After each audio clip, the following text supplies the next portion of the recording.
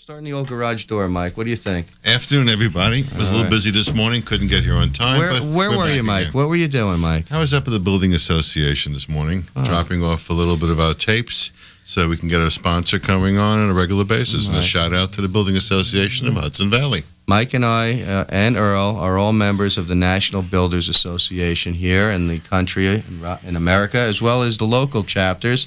Earl and Mike are members of the Hudson Valley, and Mike and I are members of the Bergen County.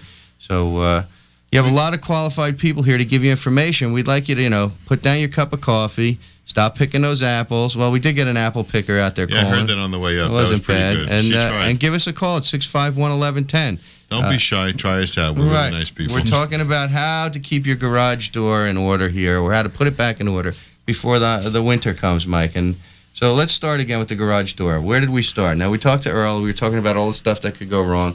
But normally, the first place you check are the tracks, the tracking of the garage door. That's the simplest and easiest, right? Yeah, the tracks are one. I always remember with the garage door, that was always scary with the springs. And the springs. Okay, so we can check tension with the springs and the tracks. And usually if doors are sticking or something's getting locked or checking, it's a problem with the mechanism, perhaps at the...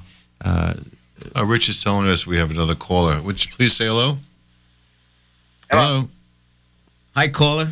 Hello. Yeah, who is this and where are you calling from? My name is Jack Murray, and I'm calling from Goshen. Oh, Goshen, nice. Hi, Jack. Afternoon, Jack. Hi, Jack. It's nice out there in Goshen today. Yes, it is. You have a question for us this afternoon? Yes, I do. I'm working with a contractor right now. I'm planning on putting an addition on my home. And one of the recommendations he's come up with is that I try to match the shingles on the existing home part that we're not going to disturb with what we're going to do. And I just wondered, does that make sense to you? Let me give you Earl. He's pretty good at this level. Go ahead, Earl. Yeah, hi, Jack. Okay, not to beat up your contractor at all, but the roof, excuse me. You can beat him up if you want. Way to go. Earl, easy. Slick to the rescue here. Slight case of mad dog disease, bit by a dog when I was younger, whenever I hear the word roof. The roof of your home is one of the most important parts of your home, and it is just underestimated, not paid as much attention to. So a contractor saying to you, we're just going to match what you have up there, or try to match that. How old is your home? Oh, it's at least 40, 50 years old. Okay, and has the roof been, have you resurfaced the roof in the past? Have you? No, we're there only, we're there 12 to 15 years now, and I don't know when the roof was done. The roof's probably 15, 20 years old. Okay, so it's due. What I would suggest, without seeing your home... layers? Yeah, I would suggest that you address this topic in detail with this contractor. And what I'm getting at is this. That roof shingle that you have on there may be an asphalt shingle and may have a 15 to 20-year life expectancy, and that life expectancy may be due. It may be... overdue. Yeah, and so while you're putting this addition on your home, they have new products now. 30, 40, 50-year architectural shingles that are much better, adds just the aesthetic look to the home, to the roof. That's right. And it's just like having a top hat on the top of a tuxedo. You need to have something aesthetically as well as functional on top of that on top of your house. So when you do it, you make sure you do both. You get something that looks great, make yourself aware of all the new technologies that are out there and all the things that are available. And this guy sounds like he doesn't want. He just wants to do the old-fashioned, and I don't even know what he wants to do out there. Might have material left over from another Right, that's it. Well, that's what I was kind of wondering about. I figured I didn't know how old the shingles was up there and everything. And, from somebody that doesn't know much about shingles, that's a protection I'd want to have now. So well, Earl, wouldn't you want to recommend American Design and Build? Because they do roofing and siding as well. Who is that? American Design and Build.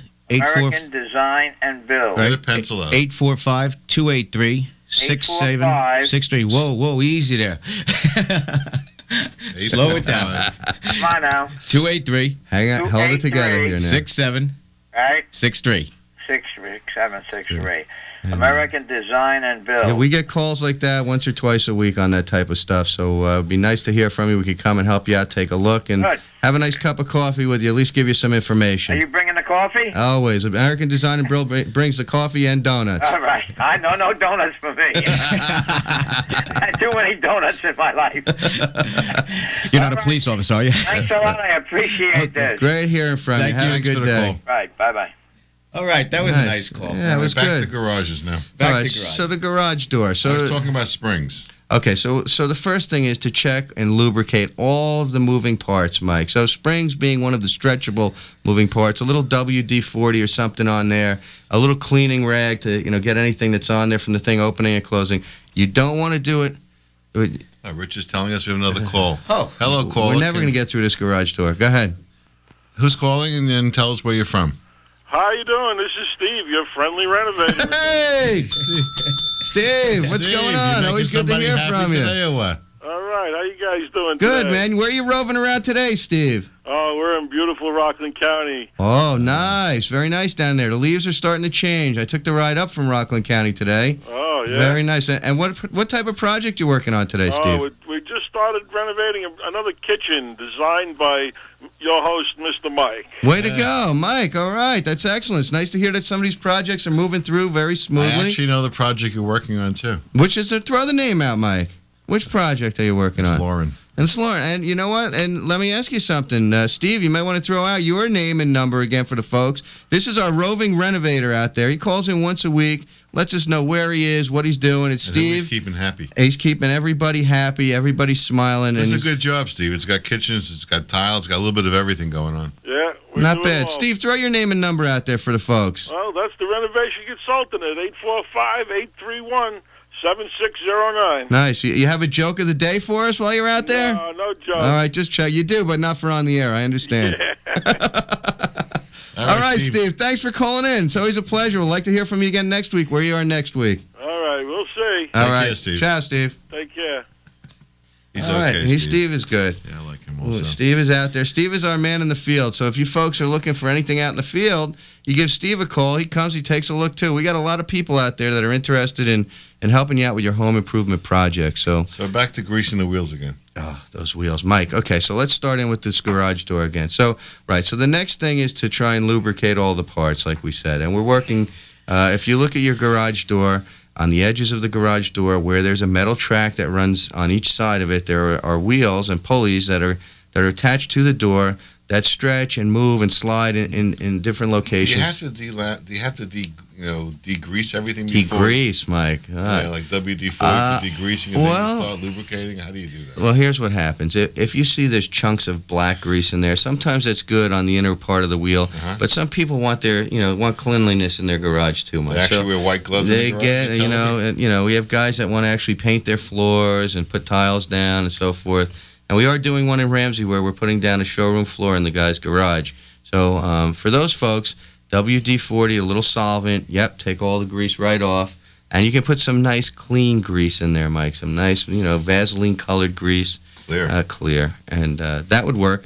And we could get the garage door moving in the right direction, okay? See, now we check the track, we check the wheels. You have to start putting together the planks that make that door together tighter or anything? Okay, so now, what do we do next? We move everything up and down. It's moving better, but it still has a little, it stops shortly, briefly on the way down. There's a little click or something. Hesitation, you mean? Hesitation. What could be causing that? Most likely what could be causing that is that